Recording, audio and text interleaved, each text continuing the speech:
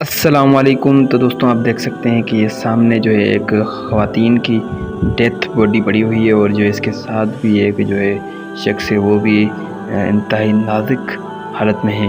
اور جو ہے اگر اس طرف آپ کو دکھائیں تو سامنے بھی آپ دیکھ سکتے ہیں، وہاں پر بھی جو ہے ایک خواتین جو ہے وہ بیہوش کی حالت میں پڑی ہوئی ہے۔ اور روڈ کے اگلی سائڈ پر ہم دیکھیں تو تھوڑا ہم کو زوم کر کے دکھائیں تو دیکھ سکتے ہیں روڈ کے اوپر بھی جو ہے وہ سامنے ڈیتھ باڈی جو ہے پڑی ہوئی ہے، اور اس سائڈ پر بھی آپ دیکھ سکتے ہیں۔ اور یہاں پر جو ہے سعودی عربیہ کی جو فوج ہے وہ بھی منتقل کی گئی ہے، اور جو ہے یہ فٹ پاتھ کے اوپر بھی آپ دیکھ سکتے ہیں کہ ایک لاش جو ہے پڑی ہوئی ہے۔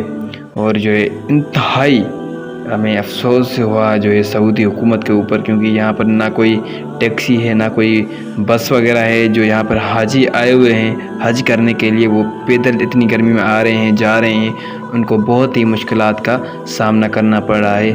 اور دوسری بات یہ ہے کہ جو یہاں پر ڈیتھ باڈیز پڑی ہوئی ہیں، ایمبولینس وغیرہ کھڑی ہوئی ہیں، پھر بھی وہ جو ہے نہیں اٹھا رہے ہیں۔ ان کا یہ کہنا ہے کہ یہاں پر ہم 3 گھنٹے سے کام کر رہے ہیں، ہم اب تھک گئے ہیں، تو اس وجہ سے یہ جو ہے اس وجہ سے ڈیتھ باڈیز جو ہے نہیں اٹھا رہے ہیں، جو خود جو ہے اپنی مدد کر رہے ہیں حاجی لوگ جو ہیں یہاں پر۔